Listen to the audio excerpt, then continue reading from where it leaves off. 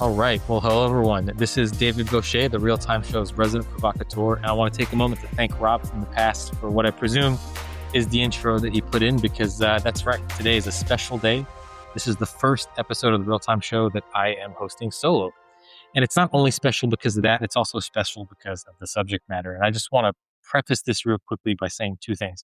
The first is that I will never know everything there is to know about watches, but I do know quite a lot, and I'm French. And those two facts are important because up until my attendance at the We Love Watches show in Paris a couple of months ago, I had never heard of Francéclat, which is the group that we're going to find out more about today. Now, Francéclat, I should say, basically translates to French spark. And as soon as I met them, I was really taken by their mission. And I really thought this would be something interesting to share with listeners of the Real Time Show. I want to stop there. I'm not going to steal any more of our guest's thunder, or perhaps I should say spark, because we have here today Mr. Hervé Buffet from Francéclat. So thank you very much for joining us today. Thank you very much. As you can hear, my English is not incredible. With Your accent's a big fantastic. French accent, I assume it. So I hope you will understand me, especially all the people who are not really English, just like me. No, so thank you. Well, thank you very much for your time. I suppose what I really want to start with is, could you tell us basically about Francéclat, the main mission, and then perhaps a little bit about how you have come to join the group and what you've been doing? Okay, so we'll start with me. As I said, I'm French. I'm from Nancy in Lorraine, in the far east of France. I was born in 1968, a revolutionary year, so maybe it's infusing my mindset. I love my hometown, Nancy, mainly because it's deeply linked to the Art Nouveau movement with Émile Gallet, Louis Majorel. They are the crystal, just like dome on Baccarat. So I was very interested in all what's design, art and culture. And so I didn't end up at Francéclat by an accident, but it was a kind of determination since a long time. And I've worked for Francéclat since 1995, so almost 30 years. It's a big part of my life. And why did I stay? Because it's moving all the time. And that's what is interesting. We are an institution. Of course, it could be a little boring, but in fact, we are more like a kind of trade organization. We are supporting 3 creative industries in France: the watch industry, the jewelry industry, and the tableware industry. And our motto is to anticipate, to connect, and to develop. Sometimes when I drink a glass of whiskey, I say we are just like an aircraft carrier, and the planes are the brands which are coming back and forth around us. So that's we are here to support the companies. We work for the companies, and we have how will I say, two dimensions, which are very important for us. The first is that we have a collective approach, and we are, as I say, sometimes also we are dancing on the right hand. We have the French companies. On the left hand, we have the French state. We are in France. We are always deeply connected to the French state, and we try to make something interesting to see and to do. And that's the first point, the collective approach. The second one. So sorry, if I could just I apologize for interrupting, but if I could just clarify then. So Francéclat is a trade group. Yeah. That has 3 different sectors, so watches being one of them. Yeah. And this trade group, is it funded by the brands, or is it actually the French government that is funding you in this mission? Both of them. Okay. 60 years ago, it was created for the watch industry. The French industry is just like the Swiss industry. They are both in the Jura. There is a border in the middle, but they are the same people on both sides of the border.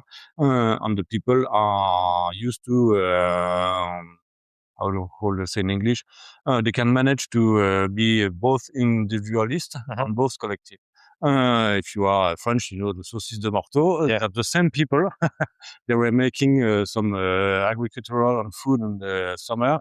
In the winter, it's freezing in Jura. They were making small parts for the watch industry, for eyewear also. That's the point. So they had a deal with the French state to pay a little amount of tax on their turnover. Now it's 0.19% of the large part of their turnover. It makes a common pot, and then we spend it to make different things. Just like I said, and to help them to anticipate, and we make a beautiful trend book. That's the main boat of our flotilla, and we've got watch parts. The goal is to try to anticipate what the consumer will wait in a couple of years, and so as the brands can manage to get the good product at the right moment. So just to pause, because unfortunately, listeners, there's no video here, but I've just been presented with a really actually quite beautifully done brochure showcasing some of the work that they do. So if you have a chance to meet with Francéclat, or maybe contact them, if they can send you a brochure, it makes quite the coffee table book. So I wanted to just take a moment here. There's a lot of different directions that we can go with this. One question I wanted to ask was, so you're working not just with watch brands. Do you keep separate the work that you do between the three different sectors, or is there some overlap that you sometimes look at? In fact, it depends. One thing we do, we make a kind of smart pooling of our resources, and financial resources also. The trend book I gave you, it's common for the three sectors, because we are trying to exploit the French way of life, the art de vivre à la française, the thing we can do in France very, very from a original point of view. And sometimes, or some studies also, when you make a study, the main cost is to elaborate the question, and after you can add 3, 4, 5 questions, very specialist on watches or jewelry or tableware. It's not so expensive, so we made also some economies of scale. Okay. And sometimes there are some things that are very specialized. Excuse me for the English. For the watch industry, the jewelry or the tableware, the markets are different. But if you go beyond for the creation, there are some common parts, quite a lot of them. Okay. So to lead into the next question, I need to give some context to the listeners. So as Hervé said, the Swiss and French watch industries are actually very close. So my last name is Vaucher, and I am asked constantly, am I associated with the Vaucher manufacturer? I have no idea. So I don't think there's a conflict here. But perhaps, going back, there are some roots, and there's a reason for that. It's because my family's from that part. The key thing to remember, though, and I want to get into this more, is that the Swiss watch industry was hurt very badly by the quartz crisis. But I think you could argue that the French one was perhaps hurt even more, because the French or the Swiss brands, recovered. A lot of French brands just never did. So how does Francéclat, from your role, how do you see the French watch industry as having first recovered? And then how are they doing now? Because there does seem to be a bit of a renaissance around French watchmaking.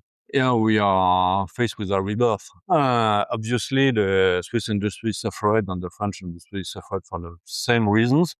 But the watch industry in Switzerland is a major industry. So everybody gathered to save what could be saved. In France, it's one industry among so many other.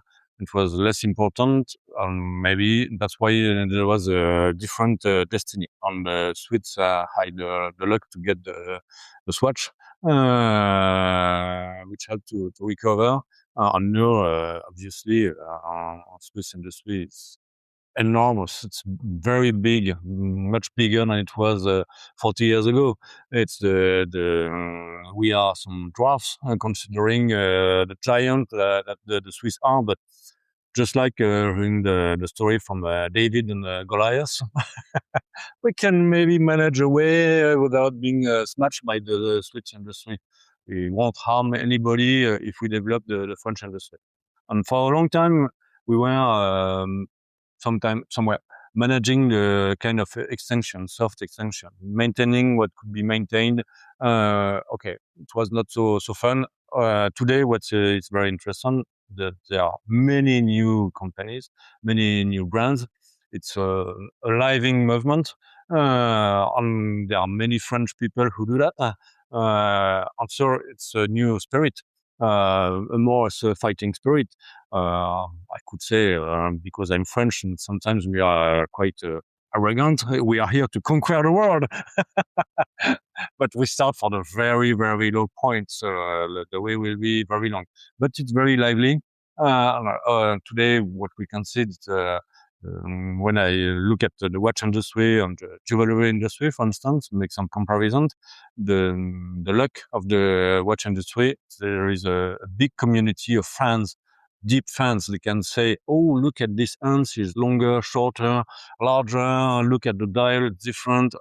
Obviously, it's very it's a look for the watch industry, because there are some forums, some influencers, just like you, some podcasts. It's very easy to be interested in, and to look at the industry, what the new product, the new specifics. It's very interesting. So today we are recovering our rebirth. And we hope we will develop. Our main goal as a Francéclat is to help the companies to grow. Let's hope it will manage. Okay. People like to. What we can see also is that there are some new events which are more B2C oriented, and a lot for us. Because for the French brands, you can easily, as a fan, you can meet the founder.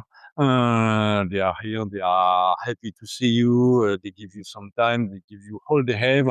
But watch. When you go to the Swiss brands, you meet a salesman or something like that. It's not the same experience. So in the world of experience, when we try to meet what's true, who you can trust, meeting the people is the best way to promote the product. No, I agree with that. And just a bit more context. So I met Francéclat at, as I said, the Wheel of Watches show that was at La Samaritaine in Paris. There was a lot of French brands all in one place. I spoke with the founders.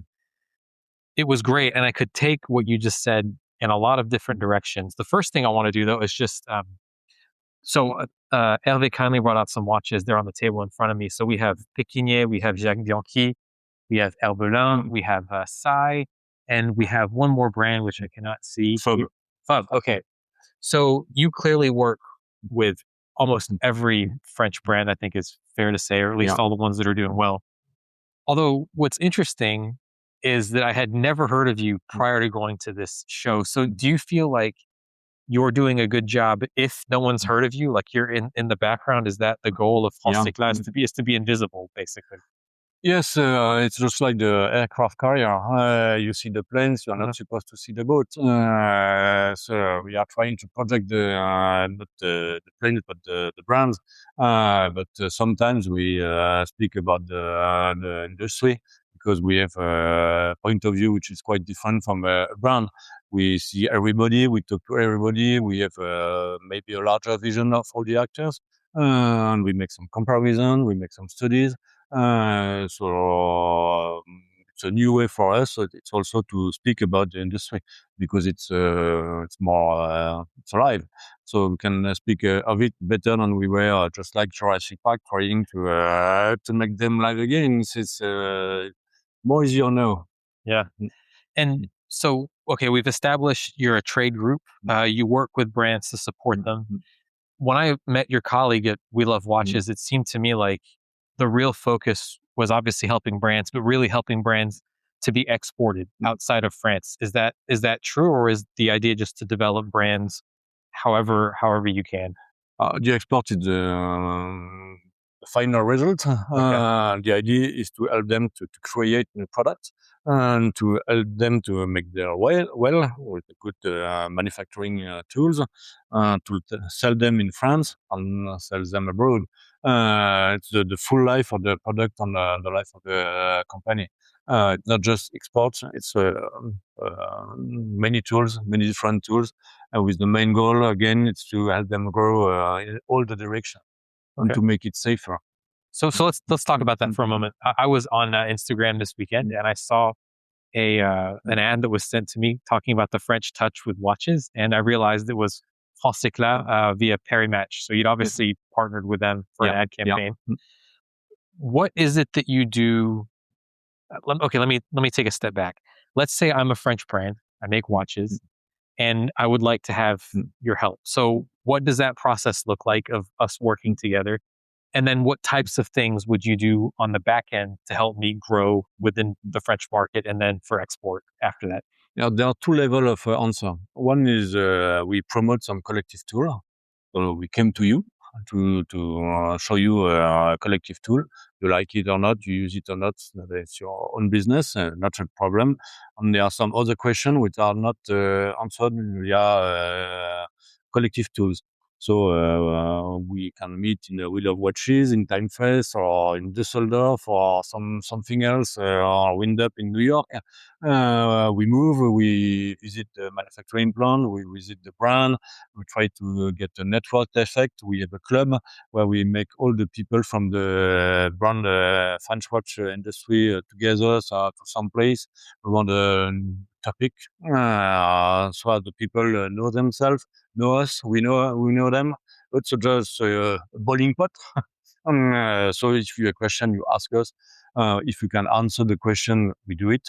If many people ask the same question, it means there is a topic to get with a solution, and we try to elaborate the solution with the company.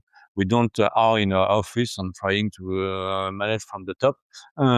We are really deeply rooted in the industry, and we try to make something more bottom up. So we make some workshop with the brands. We make a workshop for export. We make some workshop from technical points for the sustainability or something like that, or the artificial intelligence and the impact on creation also. So we have very different tools in our hands to play with. If we get a new tool, we develop it. Okay. If you got the money. Yeah. And so far we've got the money. Okay, so it sounds like you can help brands with advertising, you can help with manufacturing, you can help with distribution. Yeah. And you basically leverage the fact that you're a collective, and so you can get some economies of scale in that. Okay. And we have got a new program whose name is Emergence. There is not an English word for it. So there is, and we're going to get to that. But you went in a very interesting direction in terms of manufacturing. So France had a large watch manufacturing base prior to the quartz crisis. I think Lorsa was French, Felsa maybe as well, Francéclat was French as well, and then numerous others. And some of them have been brought back, some of them not. And I'll be very honest that even though I think this is changing, a lot of French brands currently on the market today will be assembled in France, usually in Besançon or Bordeaux or something like that. But they'll use imported movements, even though I think there's been a little bit of a push to get more French manufacturing on the movement side. So is this something that you're seeing as well? And can you speak to the manufacturing base generally in France for some of these French brands? Yeah, we still have a strong manufacturing part working for the Swiss industry with high prices. That's a business model which is not okay today for the French brands, which are smaller. They take small batch. It's a different way to do it, and the price are not so high as the Swiss industry. But, there is an kind of adaptation to make, and maybe to try to find new solutions. Today, for the movement, what we see, it's a move. We know the way is in front of us. We try to push it from different ways, and we have several tests or several initiatives which are on the way. Maybe Bernard Richard Manufacture, BRM. They are making their own movements, very special, inspired from the motor racing. You have Trilom, which is making a different kind of movement, a French movement. You've got all the parts in the small square and some big void around.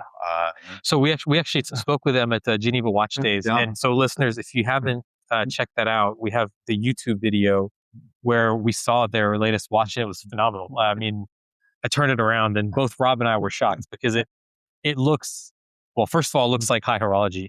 And second, it looks very different. Yeah, very different. that's what we can do in France to make something.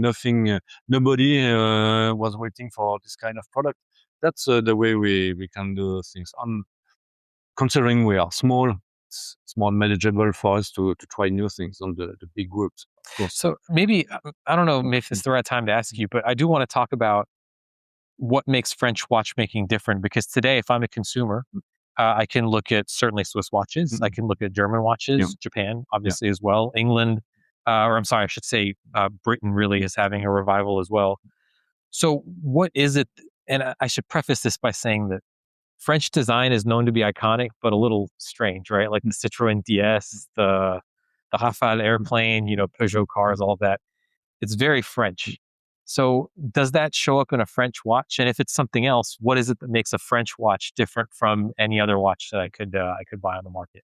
For me, it's the design. Okay. It's very different. If you look at this one, which was made our creation director, he also designed the tambour for Vuitton, and it's very different. You can assemble it without any tool. It's smart, and let's focus on the movement. From my point of view, the Swiss industry, they are very focused on the movement, mechanical movement. They make incredible things for the movement. Maybe sometimes the case is less interesting. So we have an opportunity. We are weaker on the movement. Of course, we know it. We work on it, but it's a long way ago, a long way in front of us to be comparable to the Swiss parts. So we have to find something different. And obviously, it's something different, a French panache, a French way of life, something different. If you see the German industry, there are some rules, just like some Swiss, with the importance of the movement from Glashütte. And you have some who remember that the design was invented in Germany with the Bauhaus. You've got Nomos. I like Bauhaus. If I like Nomos, they make beautiful dials. For me, it's incredibly the best dials I could like. If you look to the Japanese movement, Japanese, for me, they win the war during the 60s around the quartz movement. But they are somehow prisoner of their victory, because today they have tools, watch tools. We are very reliable, okay, with the technology, nothing to say. There is no emotion. With the French watch, you can get some emotion. And if the founder sells it to you, it's more emotion. You get an experience. So I think one of the things that we like about our podcast is that we tend to not hold back with opinions. And I think that what you just said is great, because it's an opinion. You might get some people who enjoy Grand Seikos who disagree, but okay, No, we can discuss about it. Sure. And I can be a little provocative, I know this is great. This is what we like. This is great. Yeah. This is great. And I would say, just on the movement side, so Pekinier actually does make their own movements, and they have the Calibre Initial, which I think is going to be hopefully sold to other brands, and Francéclat, I think, is going to get started up soon as well. So hopefully, even though now the focus isn't so much on the movements, I think that will change over time. And who knows? Who knows where we are in 10 or 15 years? So just going back to exports, and we mentioned some other countries that make watches. I just want to talk about countries that buy French watches, because what I've found is that for French products, there's always a very loyal internal market. Like, I'm French and I love French watches. I love French cars. And to me, that's important. I would prioritize that. But I also want to understand who buys French watches outside of France. So could you share a bit more about what some of the main export markets are for some of these products? It's a good question, but I'm not sure I've got the right answer so precise as you want. What I can see from my years in Francéclat, some 20 years ago, the French watch, they were made for women. There was a collective movement saying, in France we are very good with fashion, so we should make some watches which are connected to fashion, so moving all the time. No, we are some watches which are more man-oriented, and just like some Swiss brand with the search for an iconic, just like the Newport for Herbelin. It's a iconic piece, or the Morea for Pékinier. Just like we have the iconic pieces for some Swiss brand. There is a big move from me from women to men, and from quartz movement to mechanical movement. It's it's a difference I can see for the French industry. So today, for me, from my point of view, the French brand, they talk to boys. Okay. Yeah. So mostly focused on men now from women. What about countries? And I guess I'm leading a little bit because I'll pick Pékinier for an example. They have had an up and down history, and a couple years ago, I just wanted to look at what their distribution looked like.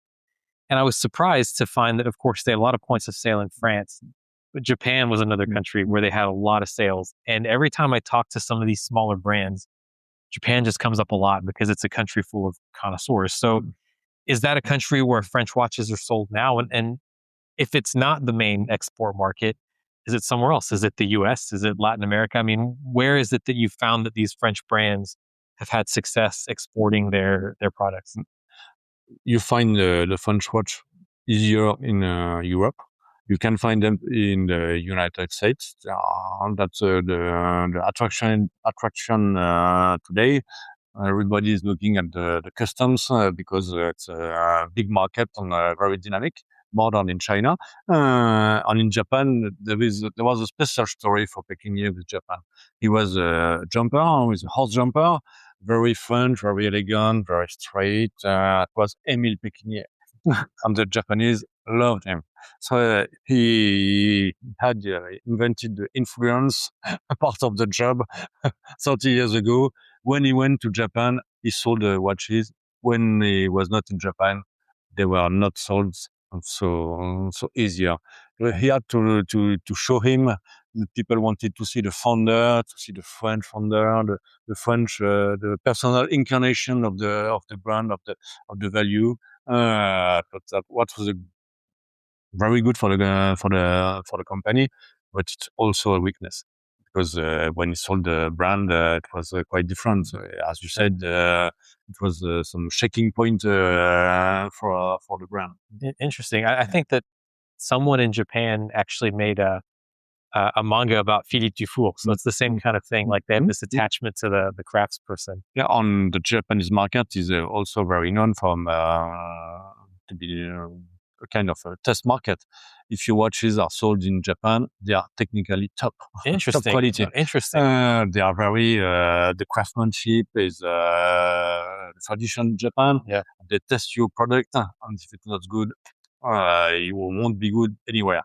If you are good in Japan, you can be good elsewhere. It's a harder part of the world market. Yeah. Very, I don't know the English word, very exigeant. Very strict. Yeah, very strict. Yeah. Okay.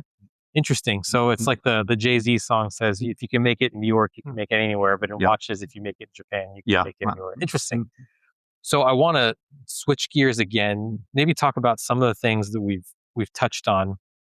And I'm trying to think of like the way to go about this. So let's talk about this Emergence program first, because I think the next set of questions is going to come from that. So Emergence in French would just translate in English to emergence, like to a breakout.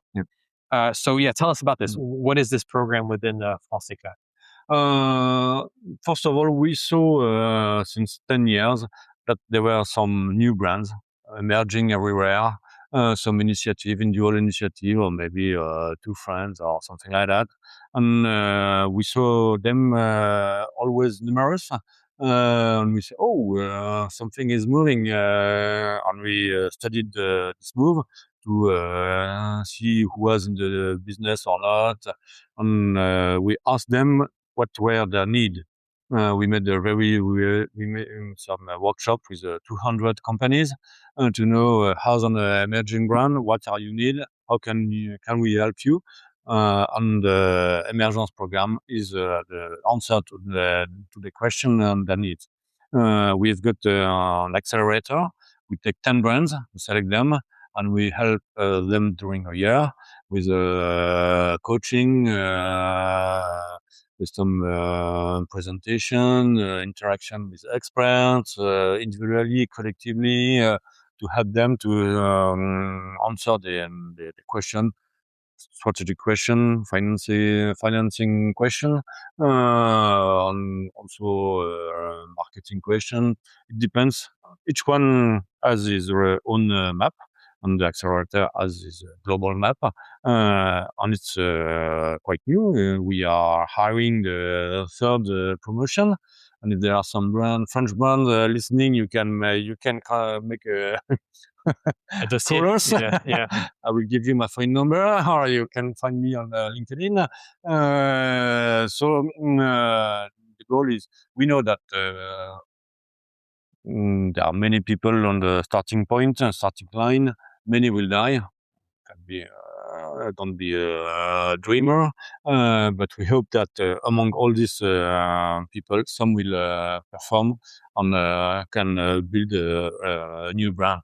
If you look at some other example, Richard Mille, which is known as a Swiss brand, in fact, it's a French guy, and he came to life very quickly because he found his way. He made something very different from others. That's a nice way, and it's among today the 10 brands which are worth more than 1 billion. Oh, it's incredible. People must have looked at him like he was crazy when he came up with the idea. I mean, watch is costing 200,000-300,000 euros, but now it's, like you said, it's an amazing success story. So a couple questions on that. These companies that you select for every, call it a graduating class, is everyone starting from zero, or are they just starting from different points in the we don't take the babies. We take the child. They must have some turnover, small turnover, but minimal turnover. So it means they must have some product to sell. They must have met a kind of market. Some clients are interested. Which one? Not the babies. The beginners, not the babies. Okay. And reserved presumably to French companies, so French brands wanting to start up. And so a lot of people listen to our show because they want to start a brand. Now, obviously, they could be outside of France, but I do want to understand. So they say in the restaurant business, it's some absurdly low number of restaurants that actually make it past the first year. So in your experience, what percentage of people who have made it to sales, which is already a big step, what percentage of those brands will actually make it to the next one versus will die off? We don't have the figure. No, it's too young a program to know. I would like to tell you in a couple of years, come back and we have a discussion. For now, we can't say. It's hard to know. But starting a company today is quite easier. You've got Instagram or TikTok, or both of them. You've got some platform for the finance, Quickstarter, and also you've got a community of fans, people who can buy a new product just because it looks nice on you. You've got a primary market, you've got a secondary market. Today, what we can hear is that the secondary market sometimes is bigger than the primary market. And you see people like Rolex are trying to organize it with the pre-love, pre-own, pre-something program to get a certification that's a good product. So it's very special, the watch industry in the watch markets. Very rich. Yeah. So we've talked about the Emergence program. It's kind of a startup incubator for watch brands. I really want to talk about some specific aspects of French watchmaking now, like really the business side of it. So going through your website, the Francéclat's website, there is the old one. The old one. The new one is in January. Perfect. All right. Well, a little bit better. Much better. That's great because so for the listeners, we're recording this in December. It's probably airing January, February. So go check out that new website. On the one that I looked at, there was something which was called the Formation et Savoir-faire Commission. So in French, this translates to basically training and knowledge. What was the reason behind this creation, and what does that say about French watchmaking education? Because of course in Switzerland, we know there are plenty of schools you can go to there. Can you describe what the educational landscape is in France for watchmaking and perhaps what you'd like to see it be in the future? Today, what we know, we know a couple of things. There are many French people in the Swiss watch industry. You spoke about Philippe Dufour. Sounds French. And we know that many people are training in France, and then they look for opportunity. It's normal. And when they go to Switzerland, big companies, better salaries, of course, they make this choice. From my point of view, the trouble is not the training, to get some opportunities for the people to stay in France. And that's why also we made the emergence and all of this effort to help the companies to develop. If they are bigger, they will hire more people. So it's a win-win movement. And it's starting today to try to get a collective and strategic roadmap to think together what we want in 5 years and 10 years. And we make with the companies, with the professional organization, we try to gather all the people to determine what we want collectively to do. So once again, come in a few years, and I hope I will say, oh, today 20% of people stay in France. Today, one people. Well, no, The promotion. and for the listeners, I should say, when you hear that there's a difference in salaries between France and Switzerland, it's enormous. It could be 5 or 6 times the difference. So then I guess my question to you, Hervé, would be, what is it that makes someone decide? Because watchmaking education is difficult. It's a science. It's also an art. So you have to be a very hard worker who's very well rounded. So you've acquired all of these skills. What is it that makes someone want to start their career or continue their career in France versus going to Switzerland with some of the more well-known brands?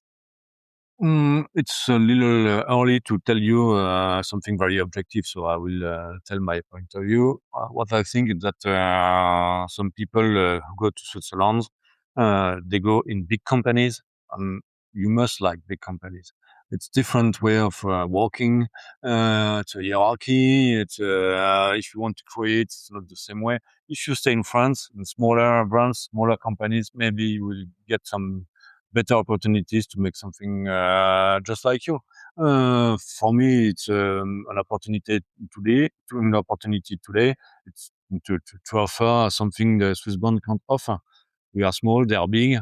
There are drawbacks being small or big, but there are also some advantage for us from being small and agile. We can offer something very different from a big company with big headquarters. Different way of making your job. Yeah. And what would you say? I'm just sort of thinking. So to me, and I could be wrong here, Pekinier is probably the best known simply because they have their own movements.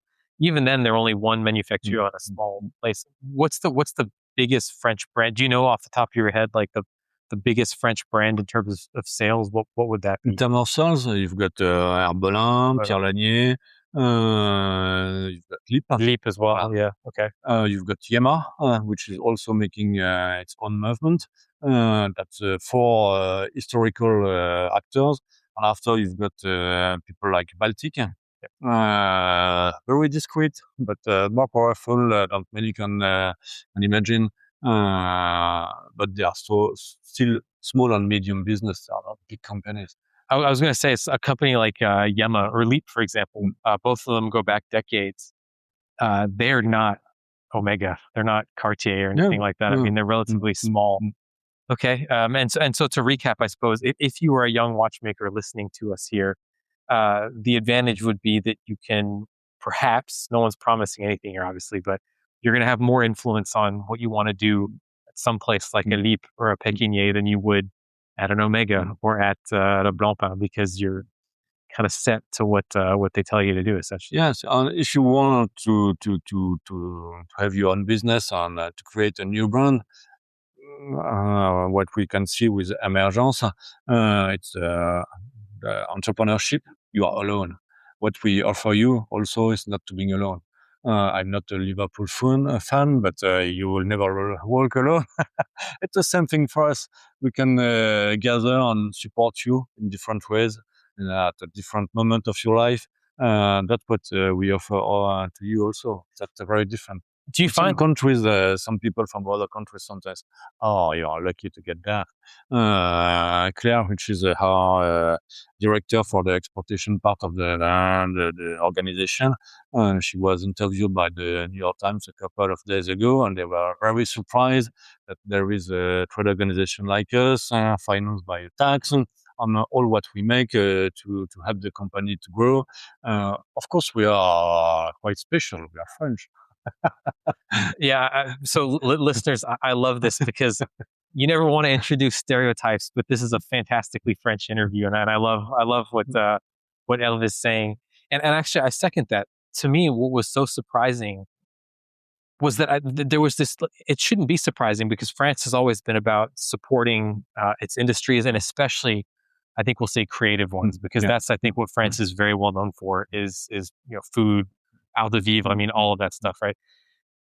Are you aware, or I mean, you probably are, but are there any other countries that have this level of involvement in their watchmaking? I mean, is Germany doing the same thing? Does Japan do the same thing? Or is Francéclat quite unique in their mission of helping watchmakers? As far as I know, we are quite unique. Okay. In Germany, there was something after the reunification when Glashütte had a rebirth with the Swiss help. It was a special moment in history in East Germany. If you don't know where Glashütte is, near Dresden, so very far in the east of the actual current Germany. Not something similar, or even in China or in Japan. No, it's very French.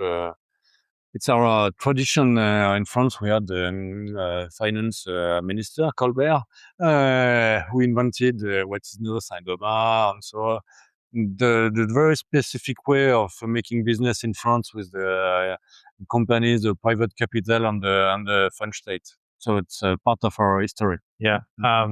Yeah. I mean, we can obviously, the listeners, we could take this in a lot of different directions, but Just please. one thing I wanted to add it. We talk about the crisis for with the quartz movement in the 70s.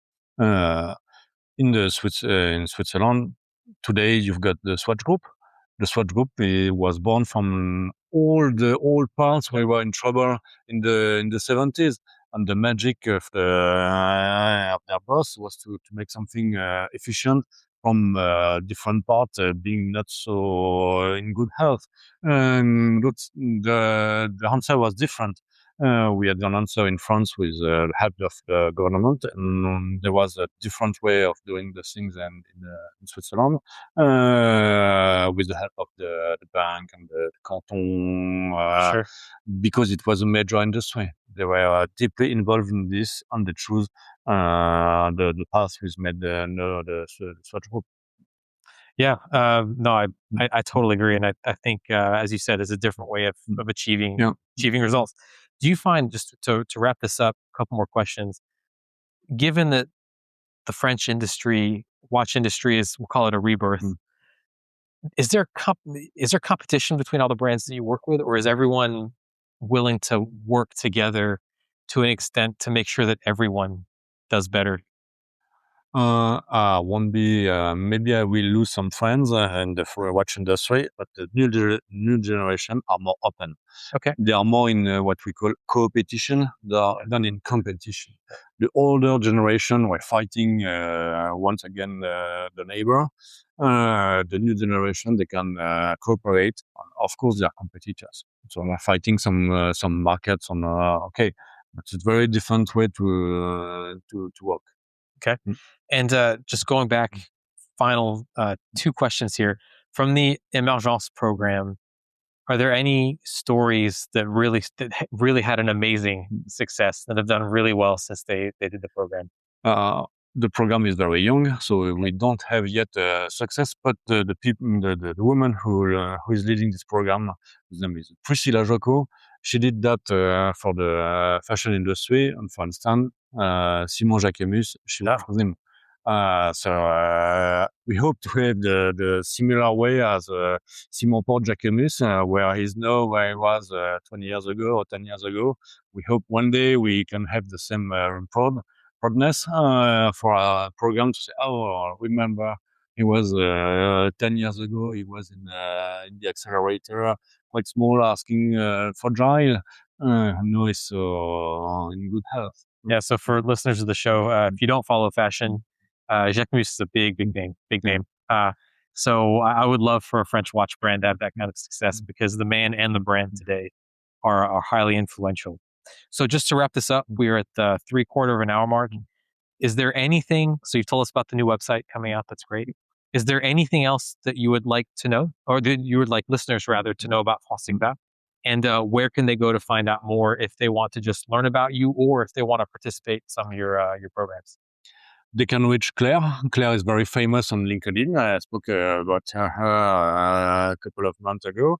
And one thing I would say, when we talk about the retail, yeah, everybody says there are 3 points to know: location, location, location. For the watch industry today, for the French part, I would say people, people, people. That's the main point. We have a good team, and they are nice people trying to make some new brands or to make bigger brands. That's the personal feeling, the human part of the job is very important for us. And as I say, when you go to some B2C event, you can meet the founder. That's the point, connection people to people. Yeah, I think that's makes total sense. And for anyone listening, I actually keep a list of all the French brands that I hear about. So if anyone wants that, send me an email, and I will be happily send it to you because I think the more people are buying French watches, the happier the world can be. I think so. Thank you very much, Hervé, for joining us. This has been an absolute pleasure, and I really hope listeners of the Real Time Show have enjoyed this. And I will turn it back over to Rob for the outro. And I really look forward to speaking with all of you, maybe on some more solo pods about French watches. Thanks so much, and take care, and au revoir, everyone.